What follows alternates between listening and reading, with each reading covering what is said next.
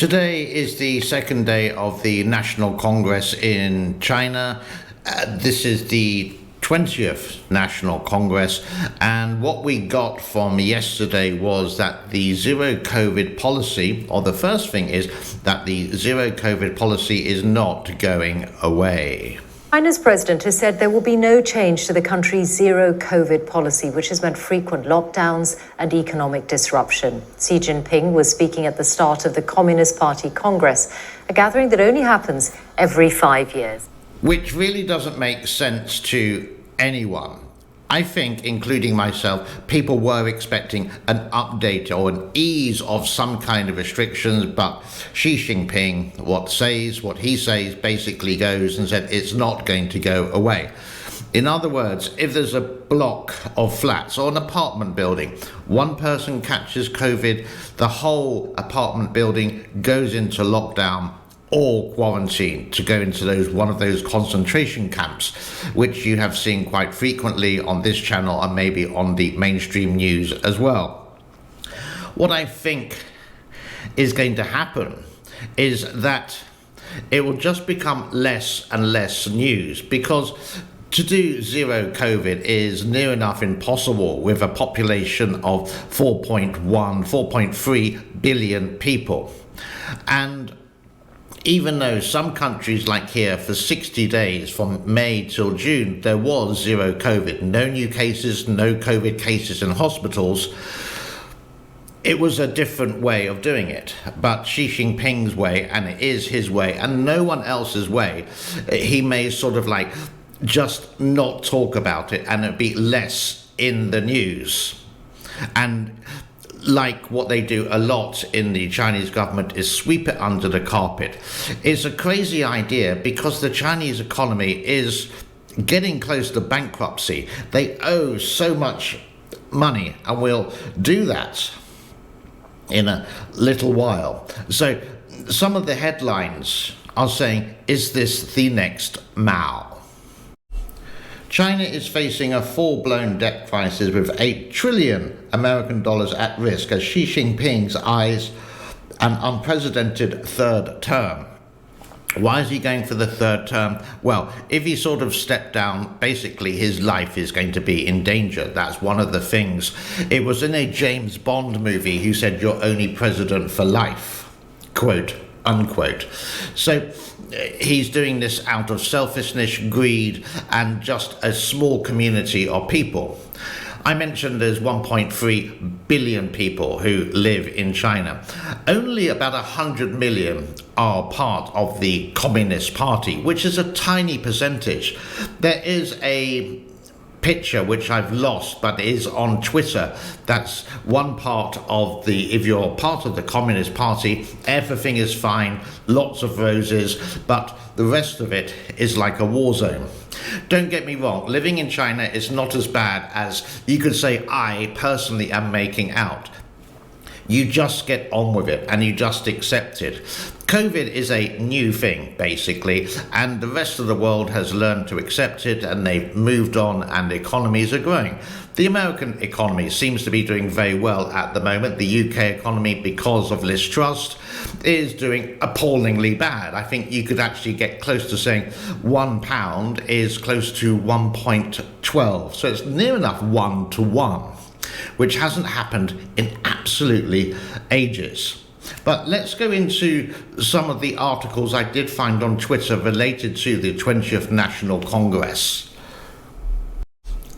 China's mounting local government debt is already a crisis, experts say, with nearly $8 trillion at risk. Bonds issued by local governments financing vehicles are on the verge of default amidst broader prospect market crash. The grim financial picture comes as Xi Jinping seeks an unprecedented third term as China leader. Okay, let's go into the next thing that we brought back from the first day of this Congress, and the next one is about Taiwan. Here is dictator Xi talking, and he did talk for 2 hours non-stop. Very exciting Congress about the country of Taiwan. 我们坚持以最大诚意、We will continue to strive for peaceful reunification with the greatest sincerity and the utmost effort. But we will never promise to renounce the use of force, and we reserve the option of taking all measures necessary. The wheels of history are rolling on towards Chinese reunification and the rejuvenation of the Chinese nation. Complete reunification of our country must be realized, and it can without a doubt be realized. The fact of the matter is, ever since 1949, China has always been claiming that the country of Taiwan is a province of China. And the simple solution is, now that this has been talked about for 70 odd years, it's getting really boring and tiresome. I think the people of Taiwan are just happy with the status quo. Just let it be. Yeah, we don't want any inconvenience in life. And you can see that Xi Jinping is still going on about it. Here's the person implementing it. Before him, there was some things about China and Taiwan, but it wasn't so much, and it just was the status quo.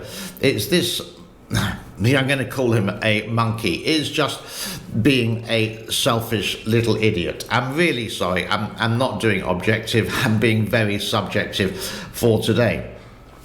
The simple solution is what happened with England and Scotland. Have a referendum of the people of Taiwan. If they say, yes, we want to be part of China, then let's have talks. If they don't, and they like the status quo, let it be. Let it be. Just like the Beatles said, let it be. Now, away from the big party in Beijing and into the social credit system, which will be implemented in the whole of China. It'll be a national system, they say, by the end of next year, or something like that, regardless of the fact. If you don't know what it's about, well, here's a 2-minute clip of the national credit score system in China. Basically, it's saying if you do something wrong, then your score is going to go down and you will have difficulties in life. If you have the perfect life and help people and are kind, because everything is under camera, everything is under facial recognition, then you're going to be okay. Is it good for model citizens? Is it taking away privacy? Well, take a look at this. She goes, Ouyang Haoyu is followed. What she buys, how she behaves, is tracked and scored to show how responsible and trustworthy she is.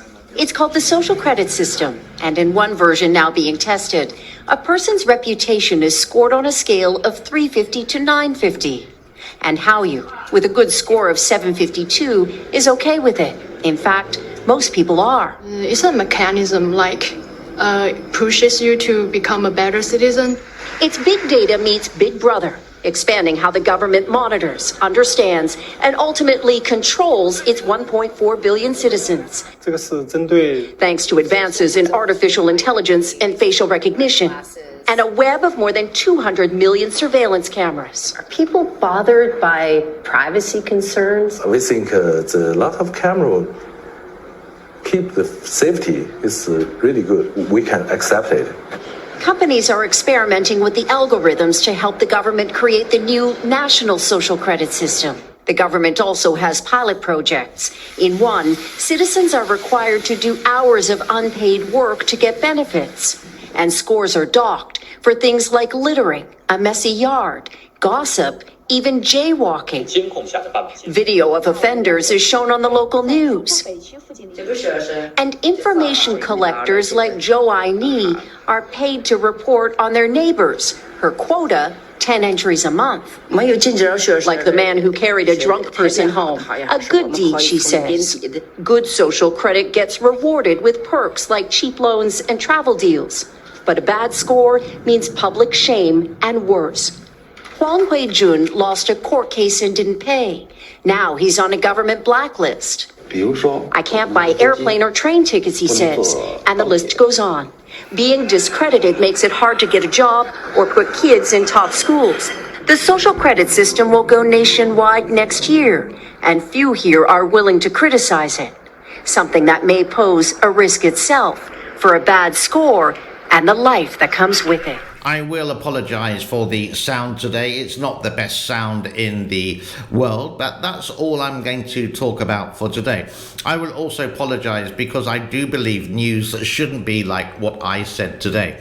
It should be objective, but I was very subjective in a way, just expressing my feelings. But I do believe this is the logical way of life. I think in general I'm a relatively simple guy. I was lucky enough to sort of like retire when I was 44, but I do have some hobbies, interests, investments, etc., like YouTube. But when I see the news in this area of the world related to this, and it wasn't really big news, you could say 15 years ago, it's just hit the headlines in the last 10 years when Xi Jinping came to power. And it's just not logical.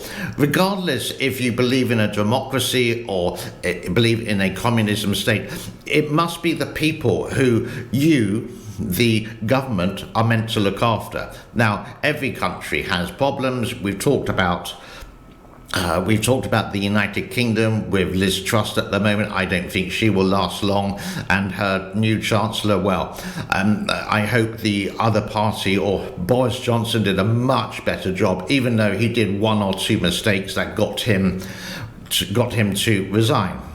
So, yes, very subjective, but do leave your comments in the comment section below, and please don't use any foul words. Basically, any foul words goes to the naughty bin and it won't be shown automatically.